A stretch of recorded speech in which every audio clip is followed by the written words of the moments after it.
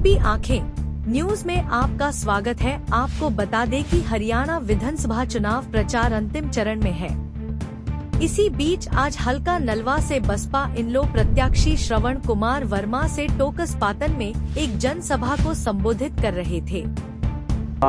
मुख्यमंत्री आवे तो मेरे को कई बार बड़ा चंबा होता है, हैरानी होती है। कुछ लोग इतने आपस में लड़ पड़ते हैं, वो गलत है।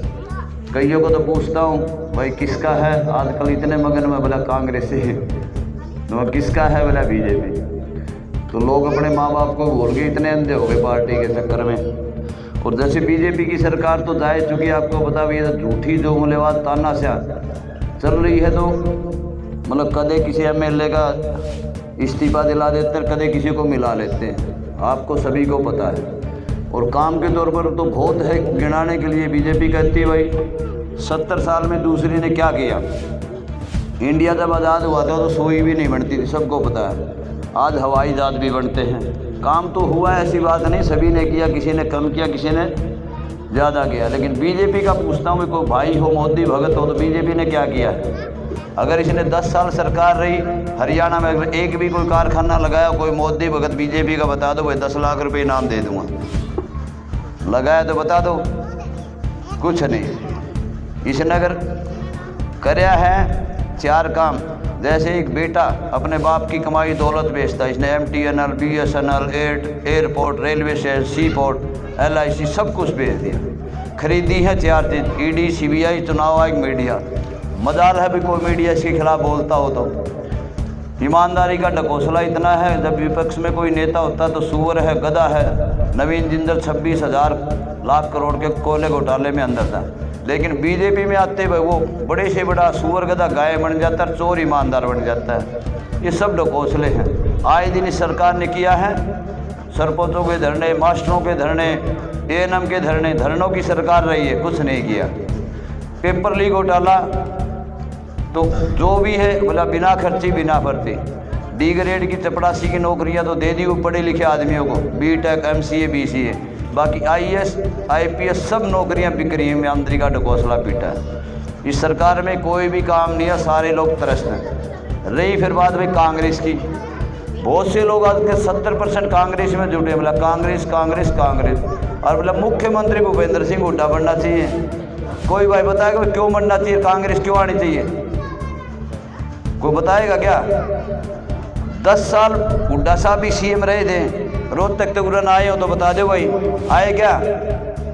हिसार सिरसाड़न क्या गऊ मार रखे थे, कोई काम हुआ क्या, नहीं आए। फिर भी आप लोग उनके गुण गाते हो, तो मेरी समझ से तो बाहर है। उसके बाद कांग्रेस को हराने की जरूरत नहीं, बीजेपी तो खत्म हो गई है, आपको पता है। लोकसभा विधानसभा में गांव में लोग बढ़ने नहीं दे रहे, और कांग्रेस ने हराने की जरूरत कौन है भाई। कांग्रेस ने आप पे हरान लग रहे हैं। दीपेंद्र जी, भूपेंद्र हुड्डा जी ने जो भी कहा सबका थापी लगा दी, तू भी MLA, तू भी MLA। हर हल्के से मेरे हिसाब से 40-50 से कम कोई MLA नहीं था।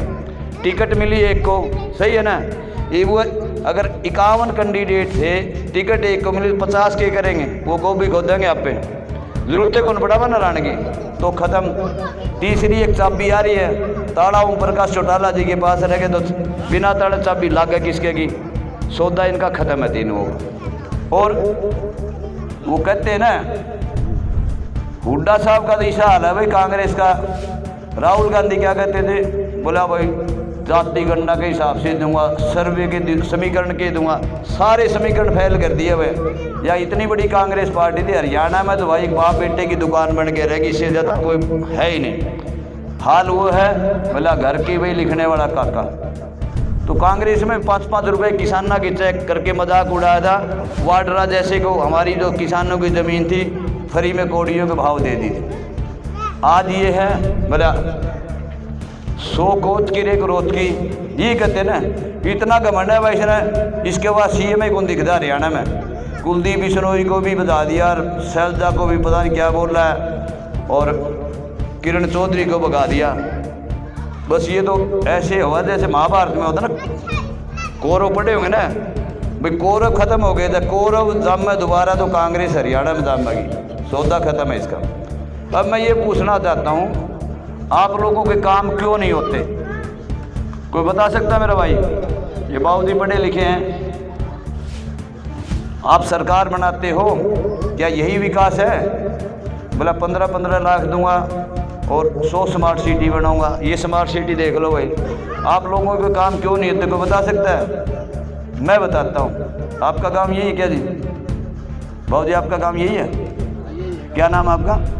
राम निवासी।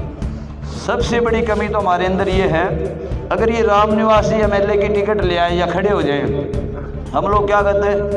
बोले क्यों के जीतते को, यही है ना। और बोले इसमें वजन को नहीं भाई, जीतते तो जब गा इसने पहली बार वोट 6000 दोगे, 10,000 दोगे, तीसरी बार तो जीतेगा। लेकिन अपन तो कसम खा रखी है भाई, गांव का गुआंड का ना हल्का न जिताना है को नहीं, रन मारते पहले मार दो भाई। किसी आदमी को, हम सबसे बड़े हमारे एरिए के MLA या कैंडिडेट उसके दुश्मन है। मत कदम भाई, किसी का भला नहीं कर सकता, बुरा तो ना करो, उसका हौसला डाउन तो ना करो कम से कम। कदे वोट देंगे भी और अपने एरिया देना भी चाहिए। देखो, जो राम निवासी आपके गांव का विकास कर देंगे, मैं नहीं कर सकता, मैं कर दूंगा, दिल्ली वाला नहीं कर सकता। तो अपने एरिए को, और दूसरा पार्टी के साथ कोई भी कैंडिडेट है देखना चाहिए कौन भला है कौन बुरा है। पार्टियों का ये हाल है भाई, भला बोतलें वही हैं, शराब बदल दी जाती है। आज बीजेपी में भाई 70% कांग्रेसी नेता है, इधर आए उधर गए, यही हाल है ना। पहला काम तो हमारा ये हो भी, हम अपने आदमी को बोलते हैं योग्य जीतेगा।